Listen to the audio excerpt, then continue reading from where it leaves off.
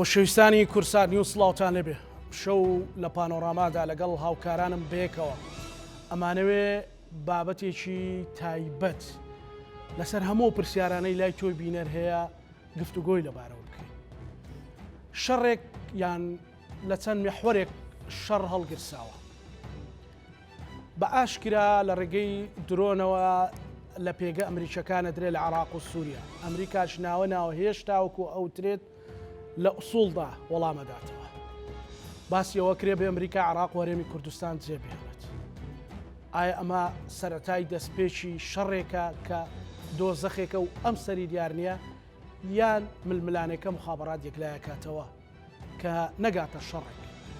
لێدان لە حوسیەکان و بەردەوامی شەڕی حەماس و ئیسرائیل و ئەو درۆنانەی لە عینە سەد و لە هەولێر و لە ناوچەکانی تر هەیە بەرەوکوێ هەنگاوەنێن.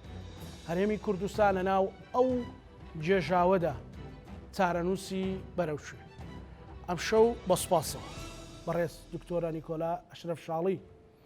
مامۆستای زانکۆ و توێژەری ئەکادیمی لە پانۆرامایە. سوپاس بۆ بەڕێستان. سوپاس بۆ دەرفەتە دکتۆرە. لەوە دەست پێ بکەین بۆی شتەکانمان زۆر لێ ئاڵۆز نەبێ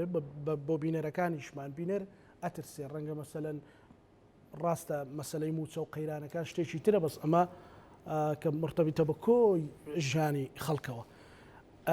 ئەم شەڕە دوجار چی لێ ئەکەوێتەوە ئەوەی کە باسم کرد لە ئیسرائیل و فەڵەستین ئەوەی لێدان لە حوسیەکان و ئەو درۆنانەی کە ئێستا ناوە ئێمە گوێمان لێبێ لە عێراق و سووریا لە پێگە جیاجیەکانی ئەمریکاتە.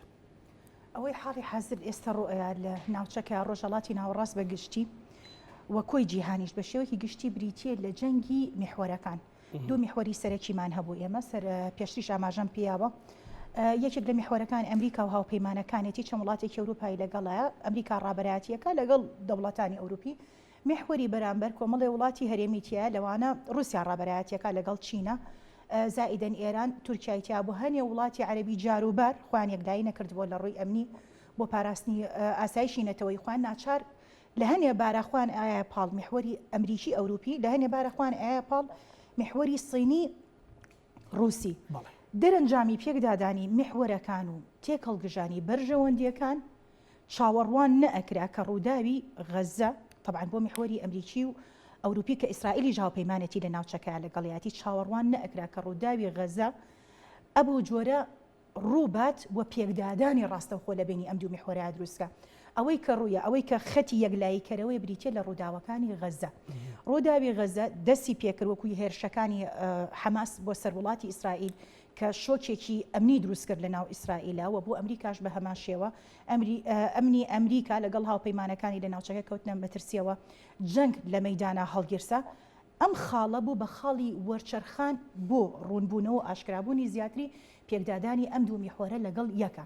چی کوی ئەم بابەتە یەکلایی ئەکاتەوە ئێمە ئەزانین کە ئەم دوو بەرەیە بەریەک ئەکەون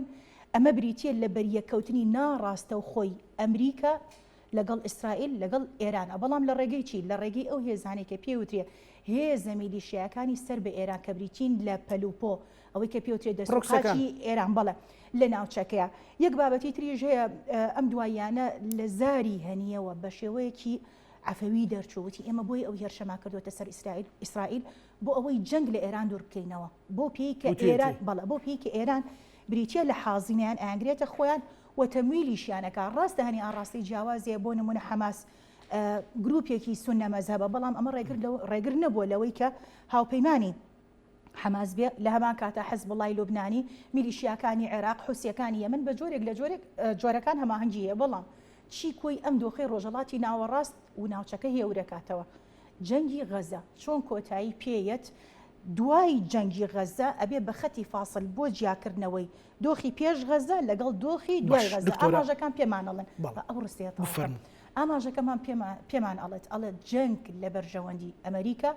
ئیسرائیل و دەوڵەتە هاوپەیمانەکانی لە ناوچەکە کە ئەرکی ئەمریکا ئاسایشینەتەوەیان پارێزێ کۆتایی پێ ئامادەکاریە سەربازیەکان هەواڵەکردنی مەلەفی عێراق و ناوچەکە بۆ CIA کۆمەڵی پێشاتی ترەکە پێمانەڵە جەنگەکە بە چ جۆرێک کۆتایی پێ. باش دکتۆرە قسەیەک هەبوو کە لەسەرەوەی کە هاوپەیمانان کە لێرە یارمەتی پێشمەرگە دەم بە تایبەت هۆڵندیەکان ئەڵمانیەکان سەقفێکیان بۆ هێزی پێشمەرگا بوو 24 بۆ 25 تقریبا 24 کۆتاییەکەی بوو. هەمووی لە 2020ەوە ئەوانەی کێمە گفتوگۆمان لەگەڵا کردوون لە جوانەکانیان تا 24 هاتن. قسەیەکە بوو کە مخابراتیان ئەمریکا بە تەواوەتی حازرەوە ئیسرائیل گورزەکە ئەوە شوێنێ ئێران لە پەلوپۆخن ئەمەی کە ئیسماعیل هەنیە ژووتویەتی ئەمە تێکدانی پیلانەکە بوو یان پلانەکە بوو لە ئەمریکا و هاوپەیمانەکانی بۆ لێدان لە ئێران. ئەمریکانیەتێکی وای هەبوو یاخود ئەم شتە لە گۆڕێنە بوو بەڵکو لە ئەنجامی چڕبوونەوەی ململانەکان یان بەدیویچتر بە پرسیارەکە درێژ نەکەمەوە بەشەکەی تری دوایی پرسیارەکەم ئەمە ڕاستیتیا بوو؟ ئەزین چۆنە شتێک کە ئەوترێ لەسەر قسەی گشتی کە قسەی گشتیە و خەڵکە لە خۆی ئەڵە پێم وایە کە پێشبینی کە تۆ ئەڵێ حەدەسێکەمە ڕوئەیە لەسەر پێم وایە و وابزانم یا دەرەچێ و یا دەرناچێ ناکرێ کۆمەڵی پێداوگی زانستی هەیە یاسایی بەشێکی سیاسی بەشێکی تری هاوکێشە نێو دەوڵەتیەکانە لە کۆی ئەمانە باگراوندی مێژووی بابەتەکانە بێ بخوێنرێتەوە ئەوی کە ڕۆیە ئێستا بابەتەکانە تەبعاً تۆزێ تێکەڵ کرد بەڵام ئێستا من خەت بە خەت جای ئەەکەمەوە مەسەلی هاوکاری هێزەکانی پێشمەرگە شتێکە یەک نەگرێتەوە قسەکردنەکەی بوو ئێستا باسی هەرێمیەکەم سەبارەت بەو پێکدادانە هەرگیز و هەرگیز لە ناوچەکەیە پێکدادانی ڕاستەوخۆ لە نێوان ئێران و ئەمریکایە ڕوو نایات بە تایبەتتر تا ئەو کاتی کە دیموکراتەکان لەسەر حکومن دیموکراتەکانیش نەمێنین یەک بابەتەیە لە ئەمریکا زۆر گرنگە ئەوەی کە پێوترێ ئاڕاستەکردنی سیاسەتی دەرەوە سێ دەستگای گەورە ئاڕاستەیەکەن بەشێکیان CIA مخابراتی ئەمریکیە بەشێکیان پەنتاگۆن لەگەڵ وەزارەتی دەرەوە لە کۆی ئەم بابەتە لە ئاڕاستەکردنی سیاسەتی دەرەوە وەزائیدەن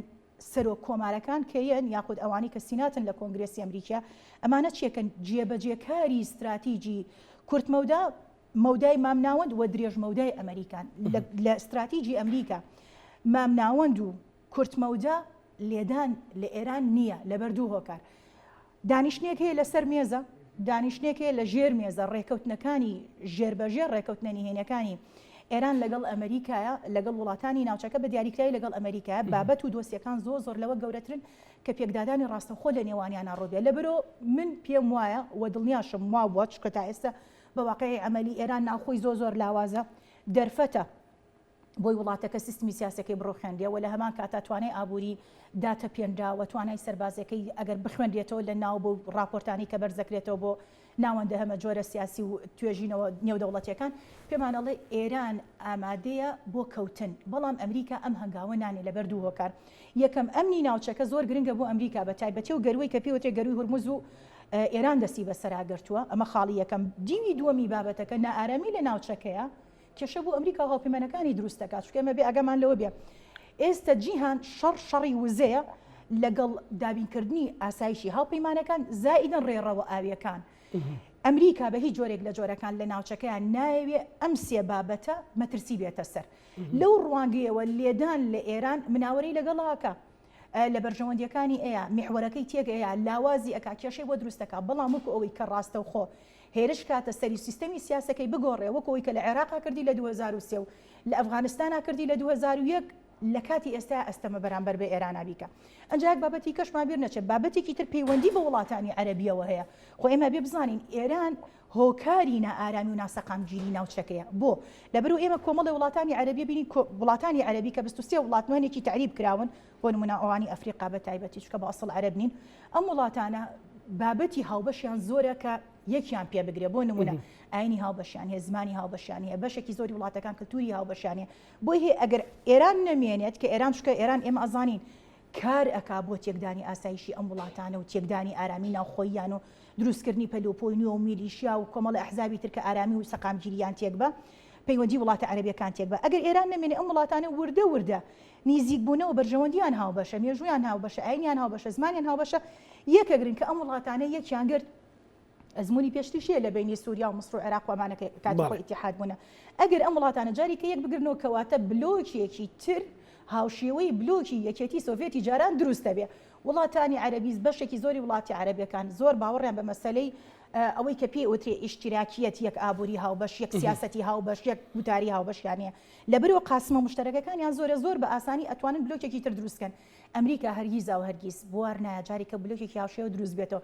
چکە جەنگی سارد زۆر بە دوور و درێژی تێیپەڕانەوە بە قورسی بە داراییەکی زۆر کە لەسەری کەوتۆ لەبەرەوە لێدان لە ئێران بابەتێکی قسێکی پێچەوانەتریشە بوو دکتۆرە وتیان ئەمریکا دۆخی ناوخۆیی بە جۆرێکە تا ڕادەیەک خراپە ئەمان ئەو تحلیلی ئەو زانیاریانی بەڕێزت وتت لە جەنجی هاوپەیمانەکانی و خۆشی لە جەنجی رووسیا ئۆکرانیا ماندووە و بەرەی غەزە ئیسرائیلیشی بۆ کرایەوە ئێران ئێستا ئەوێ پاڵ بە ئەمریکاوە بنێ لە عێراق لە سووریا لە ناوچەکە ئەمە تا چەند ڕاستە ئەمریکا پاڵی پێوە ناندێ بە هیچ جۆرێک لە جۆرەکان ئێستێمە سەر فاکتەرەکانی و بگرە پێگەی خۆی زۆر قایم تریش کردووە بەڵام مەسلەی ئێران و مەسلەی ئەمریکا بریتێ لە پێکدادانی بەرژەوەندیەکان لە ناوچەکەیە هەر وڵاتێک ئەوێ هەژمونی خۆی لە ناوچەکە بسەپێنێ و پێی خۆی جێگیرکە و مەکانەتی خۆی قایمکە بۆ ئەوی بتوانێت بڕیاری سیاسی لەگەڵ دۆسیەی ئەمنی ناوچەکە بەدەست بگرێت بنسبەت ئەمریکاوە ئێمە ئەزانین ئەمریکا لە چەند میحوەرێکەوە تەغزیەی شەڕەکە بینی ئۆکرانیا و رووسیا ئازربایجان و ئەرمینیا شەڕی حەماس و غەزە یعنی ئەمە پێوترێ ئێستا حاڵی حاضر شەڕی میلیشیاکان و ئیسرائیل کە قاعیدەکە ساحەکەی بەرفراوان بۆ ئێستێ مەسەری تەغزی کوی ئەمانەکە بەڵام وەکو پێکدادانی ڕاستەوخۆ هەرگیز ئەلەو بوارەیە ڕوونە مەسەلی لاوازکردنی پێگەی ئەمریکا طبعا ئەمە تێڕوانینێکی زۆر هەڵەیە وا ئەوترێ مەسەڵەن خەڵکەوە لێرە مەسەلی واوتن چۆنە هیوا هەیە قسە ئەکا لە خۆیەوە بەڵام قسەکردن ئەبێت تۆ بنەمای هەبێ هەرگیز و هەرگیز نە ئەمریکا نە غەیری ئەمریکا نە وڵاتانی ناوچەکە بە هیچ جۆرێک لە جۆرەکان ناتوانن پێگەی ئەمریکا لاواز بکەن لە ناوچەکە جۆرێک لە جۆرەکان لە دوای 2007 ئەتوانین بڵین لە دوای 2007 بە دیاریکراوی جۆرێک لە ساردبوونەوە لە سیاسەتکردنی ئەمریکا لە ڕۆژهەڵاتی ناوەڕاستە بینرا بەڵام ئەم ساردکردنەوەی بەو ماناییەت کە ئەمریکا لە ناوچەکە لاواز بووە بێگومان نەخێر ئێمە چی ئەبینین ئێستا حاڵی حاضر ئەمریکا چی ئەکا لە ناوچەکە سەرم ئامادەییکە ئەمریکا لە ئێستاە چی کەشتی گەوری سەربازی خۆی هەیە کە فڕۆکە گەورە جەنگیەکانی هەڵگرتووە لەگەڵ هێزەکانی دەلتا بەشێک لە هێزەکانی مارینز کە پشتیوانی هێزەکانی ترن هێزی دەلتا مازانی هێزێکی زۆر پرۆفشناڵە یعنی لە جیانە بەسەر ئەو هێزەیە هەمووی ئامادەی هەیە لە ناوچەکەی بڵاوی پێکردووە لە کەنداوی عەدەن هێناوێتی بردوێتیە لە بەرامبەر بە گەروی بابل مەندەب لە جیبۆتی قاعدەی خۆی کە قاعدەیەکی لێ قاعدەی فەڕەنسی سعودی ئەمریکیە معداتی عسکەری توانای جەنگی سەربازی زۆر بەرز کردوتەوە لەوێ کەشتیەکانی ئیزنهاوەرە جرالفۆر دەهێناوێتە کەنداوی عەدەن بۆ پاراستنی گەروی بابل مەندەب بۆی حوسیەکان دەستی بەسەرانەگرن لەم سەریشەوە لە عێراقەوە لە بنکەی عین ئەسەدەوەی کە پێی وایە عین ئەسەد بنکەیەکی لاوازە بە هیچ جۆرێک لاواز نییە ئەو ئامادەکاریانی کە لە بنکەی عین ئەسەدا ئەکرێ ئامادەکاری خەیاڵین گەشتۆتە ئاستێک کە ئێستا بنکەی عین ئەسەد توانای پێشوازیکردنی لە فڕۆکەی بی 52 هەیە کە بریتێ لە فڕۆکەیەکی جەنگی کە توانای هەڵگرتنی لە یەک کاتە لە یەک هەڵفڕینە زیاتر لە 20 موشکی ئەتۆمی هەیە کە کڵاوەکانیان ئەتۆمیە و ئەو جۆرە لە فڕۆکە تەنها لە 4 وڵاتە ئەنیشێتەوە و هەڵ ئەفڕێ لە ئەمریکا لە لەندەنە پێگەیەکی هەیە لە ئیسپانیا هەیەی و لە هندستان هەیەی و عێراقیش ئەبێت بۆ بنکەی ئەنجا لە هەمان کاتە ئینچەرلیک ئەگوازێتەوە بۆ بنکەی عین ئەسەد ئەیکا بە بنکەی خۆی ئامادەکاریەکانی لە قەتەر 2 دووبارە لەگەڵ وڵاتی قەتەرە واژووی کردووە کە جارێکی کە لە بنکەی عەدید لە قەتەراکە بۆ 10 ساڵی تر زیاتر ئەمێنێتەوە ئەو هێزەی کە لە بنکەی عەدیدەی بووە لە بەشێکی قاعدەی تەنەفەر هەمووی هێناوەتە ئەردنەوە ئامادە باشی ئەکا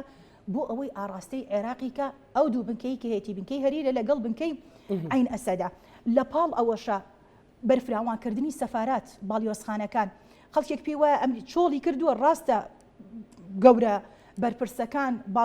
باڵیۆزەکەی کە بریتێ لە نوێنەری نەتەوە یەکگرتووەکان بۆ دووبارە سەرپەرشتیکردنی عێراقەوەی کە پێڵە نظامی حاملی قەلەمی هەیە ئێستا ئەشتمە سەر ئەوە ئەمانە بەرفراوانتری کردووە ئەنجا پاڵپشتیکردنی سەربازەوەی کە پێوترێت تەعزیزاتی ئەسکەری زیای کردووە دووبارە بڵاوبوونەوەی هێزەکانی کردووە چەک و تەقەمەنی ئامادەی زیاتری هەیە هاوپەیمانەکانی گۆڕیوە لە هەمووی گرنگتر دوای ئەوەی کە مەلەفی عێراق و ناوچەکە بە دیاریکراوی عێراق هەواڵەی وەزارەتی دەرەوەکرا حاڵی حاضر مەلەفەکە هەواڵەی دەستگای مخابراتی ئەمریکا کراوەتەوە CIA کۆی ئەم بابەتانەوە چەندین بابەتی تر پێمان ئەڵێت کە مەلەفی عێراق لە مەلەفێکی سیاسیەوە گۆڕا بۆ مەلەفێکی ئەمنی ئەسکەری و لە هەمان کاتیشە کۆمەڵێک لە هەیئەی دەستەی باڵای سەربازی باڵای ئەمریکی لە ناو پەنتاگۆنە تقریبا 2 هەفتە 12-13 ڕۆژ پێش ئێستا چوونەتە لای بایدن فشاریان لە بایدن کردووە کە ئەو مزەکەرەیە ڕەزامەندی بات لەسەر ئەوەی کە قیادە یعنی سەرکردایەتی ناوەندی ناوەڕاست لە ڕۆژەڵاتی ناوەڕاستە کە بێگەڕانەوە بۆ سەرۆکی ئەمریکا و بێگەڕانەوە بۆ کۆنگرێس ڕێگایان پێ بە لێدان ئەوەی کە بێوتێ زەرباتی مباشر بن لە گروپە چەکدارەکان وە بەکرداریش ڕەزامەندیان وەرگرت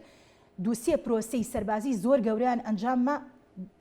کاریگەرترینیان بۆ ئێران و هێزە میلیشیاکان بریتی بوو لەو لێدانەی کە لە ئەبوو تەقوادرا لەگەڵ ئەوەی ساڵح ئارور کە لە بەیروت لێیدرا طبعاً ئەوەی بەیروت ئیسرائیل جێبەجێ کرد ئەوەی ئەبوو تەقوا کە ڕزا موسەویەکێکە لە گەورە سەربازە هەرە گرنگەکانی کە گرنگی ئەبوو تەقوا دەهێندەی گرنگی قاسم سولەیمانیە لە ناوچەکەیە چونکە بریتی بوو لەو کەسەی کە تەرتیبی ئەوزاعی ئێرانیە کرد بەڵێ ینی ئەو کەسە بوو کە تەرتیبی بارودۆخی ئێرانی ئەکرد لە سووریا تەسەور کە بۆ هۆکاری ئاوارەکردنی 12 ملیۆن سووری زیاد لە 2 ملیۆن سووری بە کوشتیاوە ینی ئەوەتی کە شۆڕشی 2011 بەهاری سووری عەرەبی لە سووریا دروست بووە لێدان ئەلەمانە ئەمە پێمان ئەڵێ مەلەفەکە لە مەلەفێکی سیاسی و گۆڕاوە بۆ مەلەفێکی ئەمنی و لێدانەکەش چۆنە حەزەکەم ئەوە ڕوون بیانی لێدانەکە لێدانێک نییە بە درۆن بریتیە لە بەشداری پێکردنی هێزی سەربازی ئاسمانی بە جۆرێکە فڕۆکەی F-18 لەو بنکەی یاوە لە ناو پایتەختی عێراقا چونکە ئێمە بێ بزانیت پایتەخت هەمیشە تایبەتمەندی خۆیە چونکە بریتیە لە ناوەندی بڕیاری سیاسی و ناوەندی دەرکردنی بڕیاری سەربازی یعنی قورسایی وڵات لە پایتەختەکەتی جێبەجێکردنی پرۆسەیەکی سەربازی لەو ژۆرە پێمان ئەڵێت کە ئەمریکا و لێدان لە حوسەکانیش پێمان ئەڵێ ئەمریکا نەک هەر دەرناکرێت لە ناوچەکەیە بەڵکو لە پاڵ ئەم ئامادەیە سەربازیە لایەنێکی تری یاسایی هەیە لەسەر ئاستی نێودەوڵەتی و لەسەر ئاستی ناوخۆ ئەگەر حەزکی ئاماژە بۆش زۆر باشە ئەوانە ئامادەی ئەمریکا ناڕوات بە هیچ جۆرێک لە جۆرەکان لانی کەم تا 20 ساڵی کە زانیمانەوە پرسیارێکی زۆر سادەی خەڵک هەیە مەسەلەن بۆ بەو شێوەیە ئەبیندرێ مەسەلەن ناوە دوو کەڵ و ئاگر بۆ بە سعات لە مەسەلەن مەتاڕی هەریر ئەوەی کە پێوترێ مەتاڕی هەر بنکەیەکی لێ بەرزە بێتەوە سووتێندرێ خەڵک پرسیاری ئەڵێن باش ئەمریکا بۆ هەموو زلهێزی و قووەتی خۆی بۆ بەزەلیل دەرەکەوێت بۆ شێوە قسەی سادەی خەڵک مەسەلەن لە ئەوەی کە لە فڕۆکەخانەی نێودەوڵەتی هەولێر بەتەنیشتیەوە بنکەیەکی هاوپەیمانان هەیە جەنابەت ئەزانی ئەمانە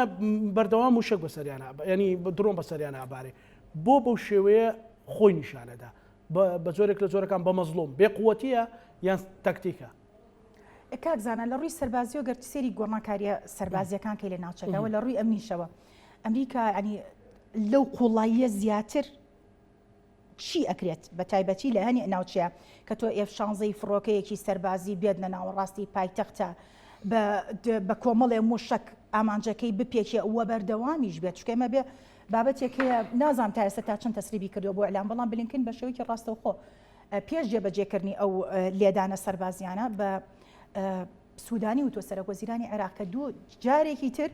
ئەمریکا بێدەنگ ناوەستێ لەسەر ئەو هێرش و پەلامارانەی کە ئەکرێتە سەر خۆی لەگەڵ هاوپەیمانەکانی لە ناوچەکانە ئەوەشەکە ئەزین چۆنە ئەزین دۆخی عێراق چۆن یعنی ئێستا ناچارە بین دەستبەرین بۆ بابەتێکی تر طبعاً بە سەرەتا باسی بووی وەڵامی ئەم هەموو پرسیارانە بمەوە کە لە ڕووی یاسای نێودەوڵەتی سیاسەتی نێودەوڵەتی چۆن ئیداری کەمێ زیاتر لە عێراق و هەرێمی کوردستان ڕێک لەوێ حەسری ئەەکەم و ئامادەی ئەمریکا بە شێوەیەکی گشتی لە نەوەتەکان زیاتر ئامادەی هەیە لە ناوچەکە ئەویش دوای ئەوەی کە عێراق هێرشەکاتە سەر کوێیت کۆی داگیر ئەکا نەتەوە یەکگرتوەکان ئەنجومەنی ئاسایشی نەتەوە یەکگرتوەکان بەپێی دەستوری نەتەوە یەکگرتوەکان فەسڵی حەوت بەرپرسە لە پاراستنی ئەمن و ئاسایشی نێودەوڵەتی ئەبێ ڕێکار بگرێتە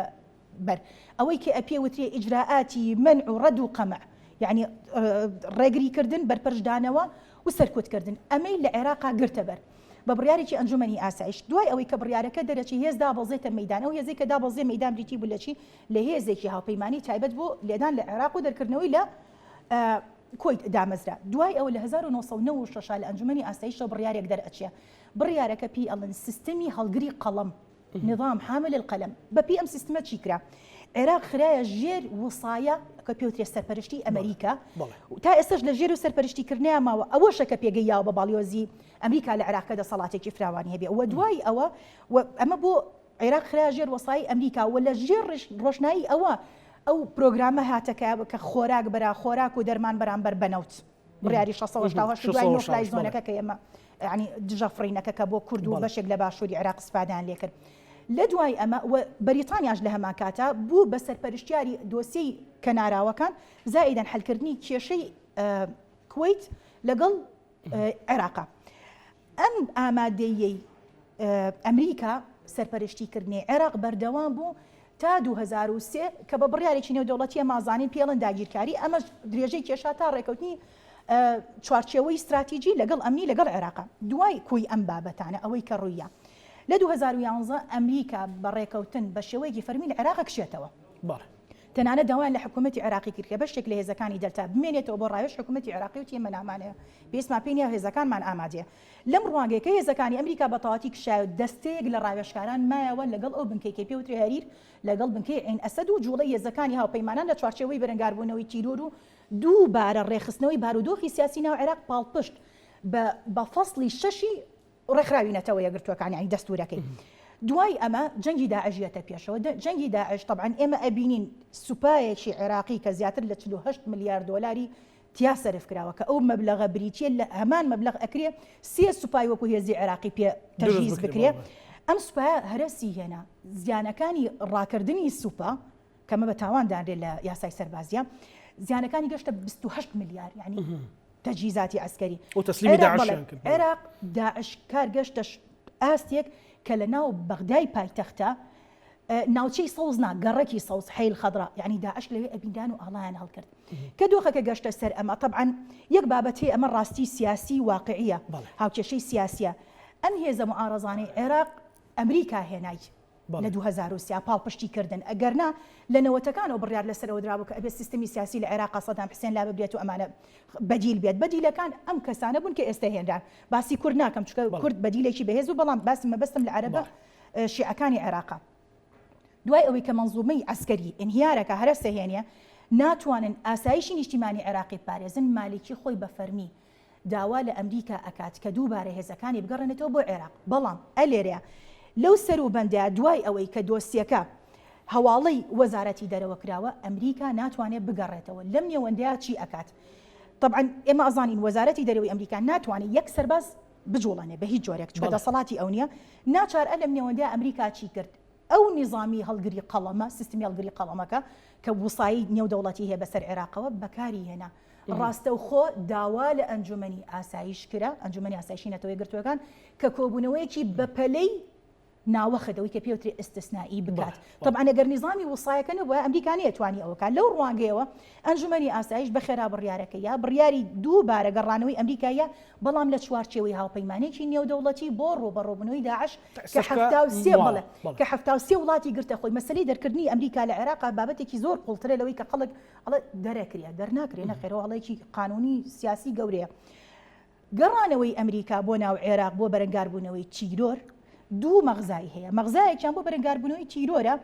دوو بۆ چاودێریکردنی پرۆسەی سیاسی ناوخۆی لە عێراق کە استقرار کات و پێکدادان دروست نەکە بۆ پێی ناوخۆی هەر وڵاتێک ئەگەر ئارام نەبێت کێشە دروستەکە پێکدادان ناوخۆ دروستەکەمە بۆ خۆمان لە نەوتەکانە بینیمان نەوسێ بۆ نەوە شەڕی ناوخۆ چکارە ساتێکی هێنا چکە ئێمە زانین نائارامی ناوخۆ دەستی ئیرهاب ڕائەکێشێت یعنی دەستی دەرەکی ڕائەکێشێتەوە بڵێ لە هەر ناوچێکیشانە ئارامی هەبوو هەڕەشە بۆ سەر ئەمن و ئاسایشی نێودەوڵەتی دروستە بێ و ئەرکێکی تری سیاسی هێزەکانی هاوپەیمانان و ئەمریکاش وەکو وەسی بەسەر عێراق و بریتیە لە چاودێریکردنی ئەمریکا و پاڵپشت عێراق ببوورە لەگەڵ پاڵپشتیکردنی عێراق بۆ ئەوی بتوانێت لە ناوەندی هەرێمی و نێودەوڵەتی بتوانێت خاوەنی بڕیاری سیاسی خۆی بێ کاری لێ نەکرێ و بڕیارەکانی دوور لە کارتێکردنی بابەتە سیاسەکانی سوودانی دکتۆرە با ئەم تۆزە تەواو کەم بۆی بزانین کە ئەمە خەڵک چ هەڵەیەکەکە لەم بابەتەیە کۆی ئەم بابەتانە وای کردووە کە هێزەکانی هاوپەیمانان بە شێوەیەکی یاسایی قانونی لە عێراقا بن و دەرکردنیان ئەبێت بە بڕیارێکی نێودەوڵەتی بێت دوای ئەوەی کە هەیئەی ئەرکانی سوپا هی ئەو پێنج وڵاتی کە ئەندامی هەمیشەیەن لە UN هەڵسەنگاندن بە دۆخی عێراقەکەن بزانن کە شەڕی تیرۆر نەماوە و دۆخی ناوخۆی عێراقی استقرارە چ لە هەرێم و چ لە ناوەندا کۆی ڕووداوەکانی عێراق چەوەی لە بەغار و ئالە دەرکردنی حەلبوسی لە هەژمونی میلیشیاکان بەسەر عێراقا لەوەی کە میلیشیاکان پەلاماری بنکە و بارەگاکان و هەولێر ئێن کە بریتە لە پایتەختی سیاسی هەرێمی کوردستان پەلاماریەکانیان بۆ هەرێم مامەڵەیان لەگەڵ هەرێمە کۆی ئەم بابەتانە دۆخی شڵەقاوی ناوخۆی هەرێم لایەنە سیاسیەکان پێکدادان شەڕ و ململانێ لەسەر داهات لەسەر دەسەڵات کۆی ئەمانەوە ئەکا کە درێژ بوون کە هەیئەی ئەرکانی سوپا ئەوەی کە لە سەر بەنەتەوەی گرتوەکانە بڕیاری دەرچوون لە عێراقا نەدات هێزەکانی هاوپەیمانان کە ئەمریکا سەرپەرشتیەکە یەک بابەتی تریژێ عێراقیەکان نازانم ئەڵێ کەس یاساییمان نییە ئەم بابەتە زۆر گرنگە عێراق تحلیلەکان زیاتر سیاسی یاسایی نابێت باوەڕ پێ بکە سیاسی جوانیە یعنی ئەمە لانێکی تری سیاسیە بابەتێکی پێوترێ ڕێکەوتن نامی چوارچێوەی استراتیژی و ئەمنی عێراق وابەستەیە پێوەی وێنەکەشی لە بینی عێراق و ئەمریکا وێنێکی راوە بە ئەمانەی لەسەر ئەساسێک سوودانی لە ئەخیر لێ دوانی ئاڵێ بە پێڵە هێزەکانی ئەمریکا عێراق سۆڵ بکەن کێشەی سوودانی لە عێراقا سوودانی بە تێڕوانینی خۆی یاری ئەکا لە بینی هێزە ئەمریکیەکان لە بینی ئەمریکا و هێزە هاوپەیمانەکانە لەگەڵ دڵڕازیکردنی ئێرانە طبعاً جەنابی سوودانی تێڕوانینی سیاسەتکردنی ئەبەم جۆرەیە لەبەرەوەی کاتی خۆی لە ڕێگەی ئەمەی کە پێوترێ چوارچێوەی هەواهەنگی کاندیدی کردەوە ئەوان پشتیوانی ئەکەن ئەمیە چی ئەکا سیاست بەم جۆرە ئەکا بە دڵڕازیکردن بە مجاملەکردن لەگەڵ خطابێکی ئەعلامیە بەڵێ بریتیە لە خطابێکی ئەعلامی ئەگەر ناداواکردنی دەرچوونی هێزەکانی ئەمریکا لە ئاستی نێودەوڵەتی و لە ئاستی ناوخۆی عێراقیش بە خەرقی یاسای نێودەوڵەتی و دەستوری عێراقیدا هەرگیزەوە ڕوونە سوودانی هەر چۆنێک بێت ئەوێ دۆخەکە ڕابگرێ بەڵام دۆخەکە گەشتۆتە ئاستێک کە توانای ڕاگررتنی نامێنێ بە بەڵگەی ئەوەی مەلەفی عێراق لە وەزارەتی دەرەوە ئاڕاستی CIA کراوە کە یعنی مەلەفێکی مخابراتیە و لە هەمان کاتە ئەمریکا لە داواکردنی بەرپەرشجانەوەی نیشتیمانی عێراقی خۆی ڕاستەوخۆ لە چوارچێوەی بەرەنگاربوونەوەی تیرۆرە ڕاستەوخۆ ئامانجەکان ئەپێچێت لەو کەس و لایەن و هێزانە ئەیات کە ئارامی عێراق و ناوچەکەەوە تەنانەت هەرێمی کوردستان بە هیچ جۆرێک لەبەر ئەوەی بەپێی بڕیاری ئەنجومەنی ئاسایشی نەتەوەی گرتوەکان دەسەڵاتی ڕاستەوخۆی بەرپەرشدانەوەی هێزە میلیشیاکانی هەیە بۆ لەبەرەوەی هەری هێرشێک بۆ سەر هێزەکانی هاوپەیمانان بە هێرشی تیرۆریستی دائەنرەوەی کە پێوتێ ئیرهاب تیرۆری نێودەوڵەتی لەو ڕوانگەیەوە دەسەڵاتی بەرپەرشدانەوەی هەیە بەتایبەتر لەو کاتێک کە هێزە نیشتیمانی عێراقیەکان وەزیفەی خۆیان ناتوانن بەجێبێنن لە ڕێگریکردن لەم هێزە میلیشیانە یەک بابەتی تریش هەیە لەم هێزە میلیشیانە طبعا ظروفی سیاسی عێراق بەداخەوە کوردیش بەشێکمان دەنگرا بە یاسای چلی 2016 حەشدی شعبی بەڵێ حەشدی شعبی خۆی لە بنە ڕەتاگە سێری پێکاتەکەیکی پێکاتەیەکی سەربازی تەواو نییە سێرێکم بریچین لە کۆمەڵێک کەس بێ ئەوەی عەقیدەی سەربازیان هەبێ بێ ئەوەی ئەکادمیایەکی سەربازیان خوێند بێ ئەوەی شارەزایان هەبێت لە مەیدان و لە جەنگ بەڵێ خرا بە یاسا وەکو مجاملەیەک بە حکمی هەژمونگەرایی شیعە بەسەر حکوومەتەوە بابەتەکە دەستەیەکیان بۆ دامەزرا لە مادەیەکی بڕگەی یاساکان هەڵەچی ئەڵێ هەیئەی حەشدی شعبی بەشێکە لە مەنزومەی دیفاعی عێراقی یعنی کردی بە بەشێک لە سوپا و لە هەمان کاتیشە ئەمە ڕاستەوخۆ گرێدراوە دەستەکە بە سەرۆکی ئەنجومەنی وەزیرانەوە کە پێوتیە فەرماندەی گشتی هێزە چەکدارەکانی عێراق بەڵام لێرە یەک بابەتی یاسایی دروستە بێت لێدانی حەشدی شعبی لە هێزەکانی پێشمەرگەی کوردستان کە پایتەختی سەربازی و سیاسی کوردستانە ئەو بنکەیە ئەمە بریتیە لە پێکدادانی سوپا لە ناو خۆیان چکە مەزانین مادەی 120 دەستوری عێراقی بڕگەی 4 هێزەکانی پێشمەرگەی کوردستان حرەسی حدودی هەریەمن بەشێکن لە مەنزومی دیفاعی عێراقی پێکدادان یعنی شەڕ لە ناو سوپا بە دیوێکی تر بە ئینقلابدان ئەمە یەکەم دوو ناکرێ هێزێکی چەکداری کە وڵاتەکەی ڕێکەوتن نامی چوارچێوەی استراتیژی لەگەڵ ئەمنی هەیە لەگەڵ وڵاتێکی هاوپەیمانی وەکو ئەمریکایە و هاوپەیمانی نێودەوڵەتی تیا لە دەرەوەی فەرمانەکانی فەرماندەی باڵای هێزە چەکدارەکان لە هێزی هاوپەیمانان بە لێدانەکانی حەشدی شعبی بە ئاشکرا بریتیە لە خەرقکردنی سەروەری عێراق کە بریتیە لەو زاراوەی کە لە ڕووی واتا و ناوەرۆکۆ هیچ بەهایەک و واتایەک نابەخشێت لە عێراقا و لە هەمان کاتیشە بریتیە لە هەڵگەڕانەوە لە دام و دەستگاکانی دەوڵەت چکە ئێمە بچینەوە سەر خڵابەکانی سوودانی پێمانەڵە بەشێک هێرشەکانەڵە تیرۆرە ئەمە ڕێگە پێنەدراوە کە حەشدی شعبی کە ئەگەر ڕێگە پێنەدراوە بۆ خۆت فەرماندەیانیت و لە هەمان کاتیشە سەرکۆنەی هێرشەکانی هێزەکانی هاوپەیمانەکە سوودانی لە دووفاقیایە لەو دووفاقیە کە ڕەنگە نەچوارچەوەی هەمانجی نە و هێزە شاراوەیە لە سوودانی قبول کا بەو شێوەیە بە مجاملە بەڕێکە و نە ئەمریکاش بەو شێوەیە چاوەڕێ ئەو بکە چی ڕوئەدا ئەوەی کە ڕوئەیە لە عێراق ئەم دۆخە ڕوئەیە طبیعی هێزەکانی حەشدی شعبی پێشتر باڵی سەربازی بوون بە یاسا خۆیان چەسپان وەکو جۆرێک لە مجاملە دوای ئەواتن چیان کرد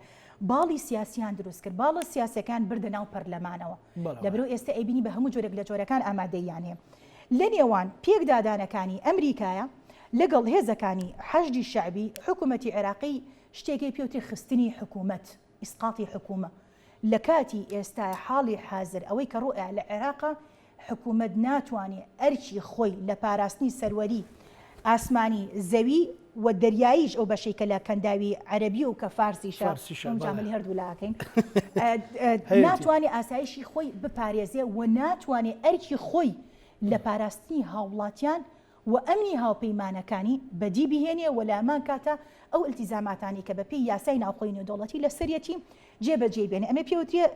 نەمانی ڕۆڵی وەزیفی حکوومەت ئەلەم حاڵەتەیە بەپێی فەسڵی حەوت جارێکی ئەمریکا توانێت عێراق بخاتەوە ژێر فەسڵی حەوت ئەوەی کە پێوترێ بەرپەرشدانەوە ڕێگریکردن سەرکوردکردن جێبەجێ ئەکات. ئێستا هاوپەیمانێکی نێودەوڵەتی هەشتا وڵاتی لەگەڵ ناتۆ خەریکی دروستکردین وەزائیدەن چی ئەکات بەرپەرشدانەوەی ڕاستەوخۆ ئەکات لە مەیدانیشا جێبەجێ کردووە بۆ ڕوبەڕۆبوونەوەی کۆی ئەم دۆخە میلیشیاکانی ئێران لە وڵاتە جیاوازەکانە لە فەلەستین لە لوبنان لە سووریا لە ناو ئێران خۆیان لە عێراقا لە یەمەنە کۆی ئەم بابەتە حاڵی حاضر ئێستاکە ئەمریکا خۆی و هاوپەیمانەکانی کە گەشتونەتە 82 وڵات زائیدەن ناتۆ ئامادەیان هەیە و ڕێژ کەوتون لە نێوان خۆیانە لە ڕووی دیبلۆماسی بەڵام هێشتا ئەعلان نەکراوە. داوا لە ئەنجومەنی ئاسایشەکان لە ئایندەیەکی نزیکا کە هاوپەیمانەیەکی نوێ بۆ ڕۆبەڕۆبوونەوەی میلیشیا لە یاسا دەرچووەکان پێک بهێنن کە ئەمە پێکهێنرا ئەمریکا بەدەر لە ئیستحقاقی یعنی لەو تایبەتمەند و دەسەڵاتیانەی کە هەیەی لە چوارچەوەی ڕۆبەڕۆبوونەوەی تیرۆرە دەسەڵاتێکی تریشی پێدرێ کە بریتیە لە لێدان لە هێزە میلیشیاکان لە ناوچەکەیە وە سەرەتاکانی ئەو بابەتانەشمان بینیوە هەم ئامادەکاریەکانێتی لە قاعدەی عەدید هەم ئەو ئامادەکاریانەیەتی کە لە بەرامبەر بە گەروی بابل مەندەب لە قاعدەی جیبۆتی ئەیکا جوڵاندنی هێزەکانێتی بۆ ئەردەن ئامادەکاریەکانێتی لە بنکەکانی هەریر و عین ئەسەد کۆمەڵە بابەت سەربازی ئەم نیە زۆر ناچێتە دەرەوە کۆی ئەم بابەتانە ئەکا لەبەر و ئەم قۆناغە بریتێ لە قۆناغی کۆتایی پێهێنانی کۆی میلیشیا چەکدارەکانی سەر بە ئێران ئێرانە خاتە دۆخێکە کە پێڵێن دۆخی تەحید و عەزلکردن یعنی وەلای ئەخا وەدای ئەماڵێ لە چوارچێوەکە خۆی بە جۆرێکە ڕوبەڕووبوونە پێتوانێت ڕوبەڕوو مەسەلەن یان قوتەکە ئەوەنێ کە ڕوبەڕوو ببێت ئەزای چۆنە وڵاتانی ناوچەکە بە ئێرانتەوە بە کۆی وڵاتانی ئەوەی کە پێوترێ سیستمی وڵاتانی خەلیج تەنانەت بە ڕووسیاشتەوە کۆی ئەم وڵاتانی کە ئامادەی وڵاتانی ئەفریقیاش لە ڕووی پراکتیکی لە ڕووی سەربازی لە ڕووی ئامادەکاری جەنگی بە هیچ جۆرێک لە جۆرەکان توانای ڕۆبەڕۆبوونەوەی ڕاستەقینەی هێزێکی زەبەلاحی وەکو ئەمریکا و هاوپەیمانەکەی نییە کە ئیسرائیلە و بیریشمان نەچێ بابەتێکی تری هەیە بەشێکی زۆر لە وڵاتە عەرەبیەکان ئاسایشی نیشتیمانی و نەتەوەی یان گرێدراوە بە ئەمریکا لەبەر ئۆتۆماتیکی هاوکاری ئەوانە بن وەکو قەتەر ئیماراتە سعودی دکتۆرە لێرە مەسەلەی ئەو سین و رووسیا مەسەلە خۆوانیش ئێستا سین خۆتە زانین لە اقتصادا چۆتە ناو تەنانەت ئەمریکاش ئەوەڵێمە باکمان بەسەر بازی نیە بە اقتصاد ڕۆیشتونەتەوە خۆتە زانی بەشێک لە گەورە کۆمپانیەکانی ئەمریکاش چونەتەوێت چکە تێچوو کەمترەوە ئەتوانن بە ئاسانی دەستی کار زۆرە باشە ئەمە لێرە ئەوان هیچ موڤێکی اقتصادی ناکەن بۆی ڕێگری لەوە بکەن کە ئێران پرۆکسەکانی یان پەلوپۆ نەخرێ یەک بابەتێ بەنسبەت شەڕی نێوان ئەوەی کە پێوترێ جەم سەرگیری یاخود میحوەری ئەمریکا لەگەڵ چاینا چین طبعا چین یەک پرۆژەی زۆر گەوری هەیە لە ڕۆژهەڵاتی ناوەڕاستیش کە پێوترێ ڕێگەی ئاوریشم طبعا لە بەرامبەر ڕێگەی ئاوریشم سێر کارکردنی ئەمریکا استراتیژێکی دوورمەودای هەیە لە ڕووی سیاسی سەربازی ئابووری لە ناوچەکەیە لە بەرامبەر ئەمەیە طبعا جەنگی غەزە ئەمە هەموو یەکلایی ئەکاتەوە لە دوای قۆناغی جەنگی غەزە ئەوەی کە پێوترێ دوای غەزە دوای جەنگی غەزە ئەمریکا ئەم بابەتاکە لە ناوچەی ڕۆژهەڵاتی ناوەڕاستە یەکەم دووبارە نەخشەی ڕۆژهەڵاتی ناوەڕاست ئەکێشێتەوە کە ئەم وڵاتان ناگرێتەوە مەسر ئەگرێتەوە وڵاتانی سیستمی خەلیج یعنی وڵاتانی خەلیج ئەگرێتەوە لەگەڵ ئەردە نەگرێتەوە زائیدەن عێراق قورسایی گرەی استراتیجی دووبارە داڕشنەوەی نەخشەی ڕۆژهەڵاتی ناوەڕاستە بۆ ئەمریکا لەبەر و هەرگیز لە عێراقا دەرناچێت یعنی ئەو کەسانی کەڵێ دەرەچێت مەسەلەی گەرکردنەوەی مەحوەرێکی تری شەڕ لە مەسەلەی وڵاتە سکەندەنافیەکان لەگەڵ رووسیا ئێستا یەمە سەرباسی ئەوەش مەسەلەی رووسیا لەگەڵ ئەمریکا لە بەرامبەرەوە ئەمریکا پرۆژەیەکی تازەی دروست کردووە کە بریتیە لە گرێدانی هەند محیطی هەندی زەریای هەندی بە کەنداوی عەرەبیەوە فارسیشی پێڵەن لەگەڵ گەروی بابل مەندەب ینی گەروی بابل مەندەب و کەنداوی عەدەن لەوێەوە ئەیبات تا ئەگاتە مینای حیفا تا دەستی ینی لە ئیمارات و ئەردەن ئەمانە هەمووی ڕەتە بە سعودیەش تا دەستی ئەگاتە قۆڵێکی دەریای سپی ناوەڕاست دەستی لەوەی گیرەکە لە هەمانی یەڵەوە لە کەنداوی عەرەبیەوە لە بەسراوە لە بنکەی پارێزگارەکەی عین ئەسەد طبعاً کە هەرگیز شۆڕی ناکاو ناچێ سەرپەرشتی ئەوەکە هێڵێک دروست دەکاتەوە بۆ کەرکووک ئەبێتەوە بەگرێ استراتیجیەکە ئەگەر کورد بزانێت لێرە ئەتوانێت کەرکووک لە بێتە محوەری شەکە لە ناو میحوەرەکە بۆ کوردێک لای ئەبێتەوە ئەگەر سەرکردی سیاسیمان بزانن بڕیاری حەکیمانە بن لەوێەوە هێڵەکە پێشتر لە تەلعەڤر و شنگارەوە دەستی پێکرێت سەنە لە بەسڕاوە یەتە کەرکووک لە کەرکووکەوە بەرەو شنگال و تەلعفەر ئەچێتەوە حەسەکە ڕۆژئاوای کوردستان پارێزراوە بێ لەوێ لە منتقی حەسەکە و هۆڵەوە ئەچێتەوە حەلب لە حەلەبەوە ئەگاتەوە سەر حەوزی دەریای سپی ناوەڕاست لەم نێوەندە ڕێکەوتنیەکی سەرەتایی لێک تێگەشتن نەگەشتەوە بە ڕێکەوتن لە نێوان ئەمریکا و رووسیا بەنهێنی دروست بووە لە بەرامبەر ئەوەی ئەمریکا دەست لە هاوکاریەکان شل ئەکا نەکبی بڕەچکۆ جیاوازە شل ئەکا لە پاڵپشتیکردنی ئۆکرانیا بۆ ڕۆبەڕۆبنەوەی رووسیا چکە رووسیا ناوخۆی بەمانەی وشە هیلاکە جەنگێکە پێێنێتە دووەم ساڵەوە و لە بەرامبەر ئەوەشە داوا لە رووسیا کراوە کە بە هیچ جۆرێک حەقی ئەو هێڵە استراتیجیەی نەبێت کە ئێستا باسم کرد لەم نێوەندە طبعا ئەمە ئێستا باسی ئێستا ئەمە چی پێوتێ ئەمە پێوتێ هێڵی گەشە پێدانی استراتیجی هاوچەرخ لەم نێوەندە ئەمریکا چی ئەکا پێوتێ دوانەیی پاراستنی بەرژەوەندی استراتیجی لە کەنداوی بەنگالەوە کە لە هەندەوە دەست پێ ئەکا ئەگاتە کەنداوی عەرەبی و عەدەن و تا ئەڕواتە مینای حەیفا طبعا کەندای گەروی مەلەقەی لێ بەرژەوەندیەکانی چین لەوێ هندستان بە شێوەیەکی ڕێژەی ئەیپارێزیە و لەسەر مینای یعنی لەسەر بەندەری حەیفاوە لە ئیسرائیل لەوێەوە بەرژەوەندیەکانی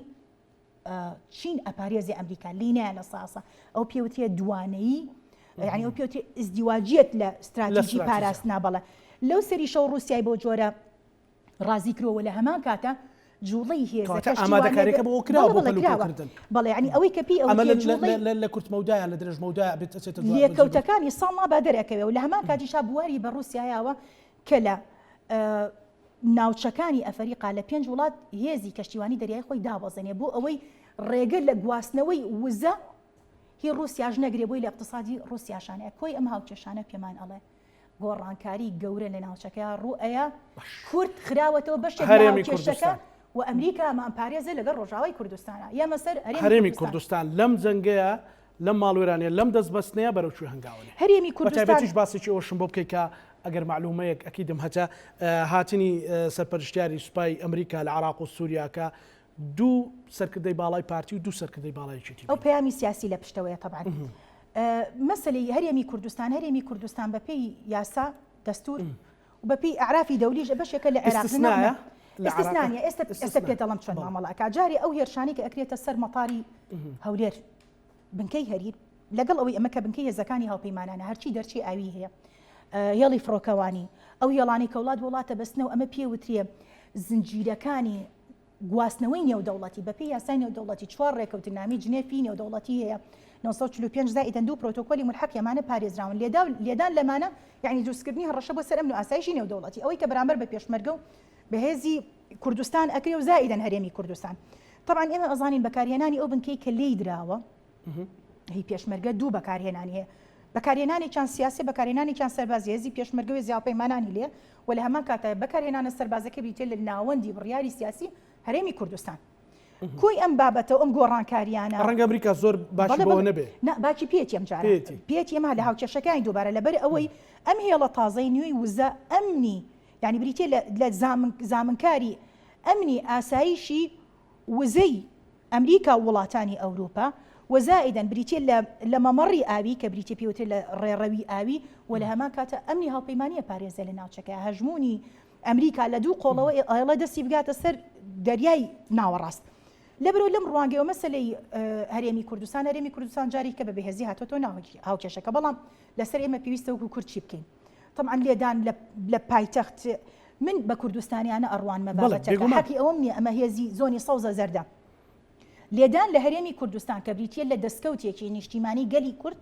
لە باشتور و پاڵپشتیگاری پارچەکانی ترە بەتایبەتی ڕۆژئاوا گومانم لەوەنیەوە بابەتێکی نەتەوەی ئەخلاقی ئینسانی ویژدانی گاتە بابەتی ئاینیش کە تۆ دیفاع نیشتیمان و لە ئەرزوو ئاوی خۆتکەی بەڵێ ئەم ئامادەیی ئەمریکا لێرە ئەمریکا هیچ ئەوە جارێکی تر هەرێمی کوردستان لەگەڵ ڕۆژئاوای کوردستان کە ئەبێ بە هەرێمی کوردستانی سووریا لە ئایندەیەکی نزیکە چکەوا بڕیارە رووسیا سووریا ئەم ڕازیکا بە دەستورێکی مۆدرنی فیدراڵی طبعا و ڕێکەوتنی بینی ئەمریکا و رووسیا بڵێ ئەمانە ئەبنەوە بە خاڵی استراتیجی بۆ پاراستنی بەرژەوەندیەکانی ئەمریکا و هاوپەیمانەکان وڵاتانی ئەوروپا لە ناوچەکە و دەستکەشتنی ئەمریکا و جێگیربوونی لە ڕۆژهەڵاتی ناوەڕاست و پەخشی سیاسی و لە ناوبردننی هێزە میلیشیاکان و دەستگرتن بەسەر دەریای سپی ناوەڕاستە. لەم نێوەندەیە ئەگەر کورد بتوانێت حەکیمانەکە هۆشیارانە مامەڵە لەگەڵ دۆخەکە کاجاری کە ئێمە ئەمریکا خۆی بێ ئەوەی داوای لێکەین لەگەڵ ئەو هەموو گرژی و ئالۆزی کە ئێمە هەمانە لە ناو خۆیان ململانەی بینی پارتە سیاسە باڵاکان ملشکاندنی ئەحزابی سیاسی لەگەڵ یەکتران پێم ناخۆشەمانەڵام بس ئەمە واقعەکەوترێت ئەبێ بۆتری ینی قسەکردن لەسەرم بابەتانە ئەرکە ئەگەر بتوانن ناکۆچەکان وەلا بندێ وتارێکی یەکێتی نەتەوەیی و یەکێتێکی نەتەوەی بۆ پرسە نیشتیمانیەکان دروست بکرێت لەم ناوەندا ئێمە وەکو هەرێمی کوردستان ئەبینەوە بە جارێکی تر بە هاوپەیمان پاڵپشتی سیاسەتی ئەمریکا لە ناوچەکەیە و ئەمریکاشە بێ بە پاڵپشتمان لە پێناو پاراستنی بەرژەوەندی خۆی و هاوپەیمانەکانی لەم ڕوانگەیەوە وا پێویستەکە ئەو بەرنامەی کە ئەمریکا دایناوە بۆ یەکگرتنەوەی هێزەکانی پێشمەرگەی کوردستان تەمان خەڵکێکی وازانێ بابەتەکە ئەمریکا لە خۆڕایی ئەم هەموو داراییە بەڵێ کۆنگرس ئەم هەموو داهاتە بۆ هێزی پێشمەرگە سەرفەکە وڵاتانی هاوپەیمانان سەرپەرشتی پرۆسەکە ئەکەن مەبەست لەوەیە کە هێزێکی یەکگرتووی پێشمەرگەی کوردستانی نیشتیمانی پارێزەری ڕاستەقینەی خەڵکی کوردستان ئامادەی هەبێ بۆ ئەوەی وەکو هاوپەیمانێکی سەربازی سیاسی کە هێزێکی نیظامی سەربازیە بەمانای وشە بتوانێت لە هەر وەختێکا پێویستی پێ بێ وکە هاوپەیمانێکی خۆی بەکاری بێنێ ئەگەر هەرێمی کوردستان بڕیاری سیاسی حەکیمانە ناکە ئێستێمە سەرەوە بە چواتایەکێت لەگەڵ خۆی دوور نەخاتەوە لە دوو میحوەرەکە زەرەری گەورە بەر خەڵکی کوردستانەکەوێ نەک نخبەی سیاسی چونکە نخبەی سیاسیە گۆڕێ ئەوانی کە پێشتر سەرکردەبوون ئێستا جیلێکی تازێ دوایوانی جیلێکی تریە بەڵام زیانەکە بەر خەڵک و خاشی کوردستان ئەکەوێ لە هەردوو میحوەرەکەش ینی نزیکی زۆر بەڕۆنی و ڕاشکاویڵم نزیکی زۆنی زەرد لە میحوەری تورکی کە ئێستا وەلا ئەندێ و ڕۆڵی وەلا ئەندێ هۆکاری هێرشە بەردەوامیە داگیرکاریەکانی تورکیا بۆ ڕۆژئاوا بۆ باشووری کوردستان و ئەو جم و جوڵە نائاسەیی کە ئەیکە ئەوەی کە ئەزانێ ئەمریکا وەلای ئەنێ قاعدەی ئەنجەرلیک ئەگوازێتەوە بۆ عین ئەسەد وە لە هەمان کاتە ڕۆڵی استراتیژی ناهێڵێ نزیک بوونەوەیەکەیە لەگەڵ رووسیا ئەمانە تورکیا لە هاوکێشەکە ئەی خات لە ساسە دەریناکە بەڵام لاوازی ئەکا و بێهێزی ئەکا ئەگەر زۆنی زەر لێەوە نووسیک بێ و بە ئەو بابەتەش بڵین زۆنی سەوز لە ئێرانەوە نزیک بێ ئەمە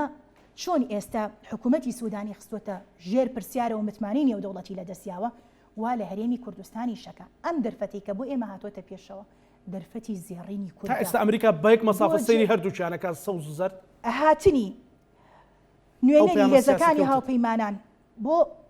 لای هەردوو لایانی سیاسی زائیدەن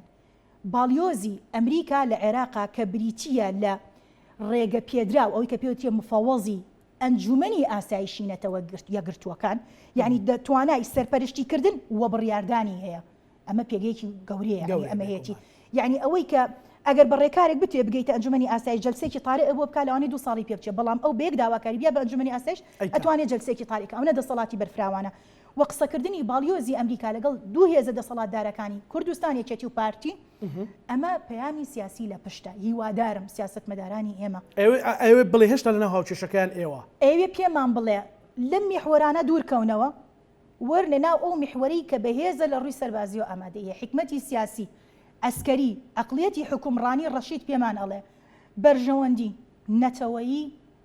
سەر و هەموو بەرژەوەندیەکی ترە ململانی دەسەڵات لەناو ئەمریکایە کە پێڵن باوکی وڵاتی دیموکراتی ئاسایشە لەناو پارتە سیاسەکانی ئێمە هەبێ تابع شێواز نۆرمی کۆمەلگای کوردی نۆرمێکی عەشاریە زۆر ئاسایە بە دیموکراتیزەیەکەین وی بتوانێت لەگەڵ هاوکێشانی نێودەوڵەتی و پێشاتەکانە خۆی بگونجێنێت لەم ڕوانگەی وا پێویستەکە هەرێمی کوردستان لەگەڵ بەڕێوەبەری خۆسەر لە ڕۆژئاوای کوردستانە دۆخەکە بۆ خۆی لەگەڵ زۆنی سەوزە ئاساییە کێشەی نیە و هاتوچۆکان هەیە پەیوەندیەکانی و ئەوەش بریتێ لە وتاری یەکێتینەتەوەی کە تورکیالی ئەترسێ و ناوێت دروست بێ لەگەڵ خۆسەرە کە دەستورێکی شارستانیان دەرکردووە یەک بگرن لەگەڵ ئەمریکا وەکو هاوپەیمان مامەڵەکەن بەڵام لە هەمان کاتیشە واقعێکی ڕاستی هەیە کورد لە ناوچەیەکی خنکاوین ناتوانین نەمیحوەری ئێرانی تورکی تەرێک بین نەمیحوەری ئەمریکی تەرێک بین بەڵام ئەکرێ سیاستمان حەکیمانە بێت بە هەمان شێوازی سیاسەتی حەکیمانی ڕۆژاوای کوردستان بە یەک مەسافە لە هەمووی دوورە ئەگەر ئێمە ئەوان سەرکەوتوو بوون تا ئێستا تا ئێستا سەرکەوتوو بوون و بەرهەمی سەرکەوتنەکە لە ئایندێکی نزیکە ئەیچنەوە ئەوەی بۆ ئێمە زۆر گرنگە ئێمە ناڵێن ڕۆڵی ئێران هەرگیز لە ناوچەکە پراوێز ناکرێت و بە هەمان شێوەش تورکیا لەبەرەوە دوو وڵاتی هەرێمی خاوەن پێگە و هەژمون و خۆیەک لاکردنەوەی 100% خۆیەک لاکردنەوە نابێ بێ کوردیش وەکو هێزە زیندووەکە گەلانی زیندوی دنیا پراگماتیکیانە لە ڕوانگەی بەرژەوەندی خوازی نەتەوەی و نیشتیمانی و مامەڵان لەگەڵاکە ئێران سەردەمانێک سنووری بۆ کردوونێتەوە هاوپەیمانمانە بەڵام ئێمە این چیەکەین شتێکی پێوترێ یعنی انکشاف لە استراتیجی یعنی ها داماڵین یا خود ئاشکراکردنی استراتیجی نەتەوەی ئەمە نابێ کورد بیکە ئەمە غەڵەتە پەیوەندیدارە بە ئەمنی نەتەوەیەوە لەم ڕوانگەیەوە ئەبێ کورد بزانێت چۆن سیاست و استراتیجی خۆیدا ئەڕێژێ و چۆن گەمەی خۆی ئەکا بۆ جارێکە ئێڵەمە قۆناغی زێڕینی کوردە لە ناوچەکە هیوادارم هەم ئەکرێ بڵێن ئەگەروانە بێ لە بەردەم دۆزەخانی و لە بەردەم دەرفەتی گەورەشیان کامیان نزیکتر زیاتر ئێمە ئەزین چۆنە زیاتر ئێمە ناشتوانین مەسەلەن کورد هاوپەیمانەکانی خۆی لە چوارچێوە هەماهەنگی کە هێزی چەکداری ملیشیان هەیە ئەوەش تەرکە ئەتوانێ باڵانسێک ڕابگیرێ بتوانێ مامەڵە لەگەڵ دۆخەکەیەکە لەسەریش محورێک خۆی یەکلایی ناکاتەوە بەرژەوەندی خوازانەوەی کە پێوترە مامەڵەی پراگماتیکیانە لەگەڵ کۆی دۆخەکە بکات بۆ پاراستنی خوێنی ئەو هەموو شەهیدە قارەمانە ئەو هەموو برینداران و کەم ئەندامانەی سەنگەر ئەو خەباتی کە کۆی کۆمەڵانی خەڵکی کوردستان کە لە دوازاری ئەمە ڕەبتە بێتەوە بە ژیانی خەڵک و گوزەرانی خەڵک مەسەلەی مەعاش و ڕاتب شتانە یعنی مەسەلەی حەزەکەم بزانین مەسەلەی بابەتی موچە و مامەڵەی بەغدا لەگەڵ هەرێمی کوردستانێکێکە لەو دۆسیانی کە ئەمریکا لە ڕێگەی CIA و ڕاستەخۆ تەداخلی تیاکە بۆی کۆتایی بەم دۆخە بهێنێ چونکە سەقامگیری پرۆسی سیاسی ناوخۆی عێراق بەشێکی بەندە بە کوردستانەوە ئەمە بە شێوەیەکی ناڕاستەخۆ پێشتر ئاماژەم پێدا پەیوەندیدارە بە ئەمن و ئاسایشی نێو دەوڵەتی سەقامگیر نەبێ هەڕەشە دروستەکە لێک بابەتی تر زۆر گرنگە هەرێمی کوردستان لەگەڵ ڕۆژاوای کوردستانە کە ڕۆژئاوا ئەزمموی خۆسەرە و یەک وتار و یەک بڕیار و یەک ئاڕاستە و استراتیژی سیاسیانەیە من ئەوەم زۆر پێخۆشە هیوادارم ئەزمونە بۆ ئێرەش نەقڵ بێ ئەگەر بتوانن پراگماتیکیانە مامەڵەکەن خەباتی کۆی پارچەکانی تری کوردستان لە بری یەکەناو دەهناو ئەبەنە پێشەوە وەکو نەتەوەیەکی زیندوی بێدەوڵەت کە لە ژمارە لە دوای تامیلیەکان دووەمنەتەوەی تا ئێستا دەوڵەتمان نییە دۆزەکەمان ئەچێتە پێشەوە دۆخێکی زۆر بە کۆڵەکە معلوماتەکانت زۆر گەشتبین بووی انشاءالله هەرواشم هەر بێ ئەکید خوێندنەوە نەبوو معلومە بوو زۆر سپاس معلومەی ناوەندەکانی توێژینەوە گەورەکانی جیهانە و ناوەندی بڕیاری سیاسی نزیک لە ئەمریکایە زۆر سپاس بۆ بەڕێز دکتۆرە نیکۆلا شرەفشاڵی مامۆستای زانکۆ توێژەری ئەکادمی سپاس بە هیوای ئەوەی کە هەموو ئەوانە و خەڵکی نموزەری جەنابیش زۆر بێت بۆ ئەوی بتوانرێکە ئێمە لە پێم وایە دەرچین خۆم بێزاری ئەو من پێم وایە قسەم نەکەم من مەبەستم بەڕاستی کۆمەڵێک تەحلیلم لەو ماوەیە لێرە کردووە من احترامی هەموویانەکان مەگرم لە ماوەی ڕابردووشە بە جۆرێک بۆ کە بەڕاستی هەمووی بەرەو ئیتیزایی ئەوە بووە کە ماڵوێرانێکی گەورە دروستە بێت سپاس بۆ بەڕێستان دووبارە لەگەڵ هاوکارانم بێکەوە پانۆڕامای ئەم شەومان پێشکەشکردن هەموو لایەکتان ئەمانەتی خوای گەورە بخواتن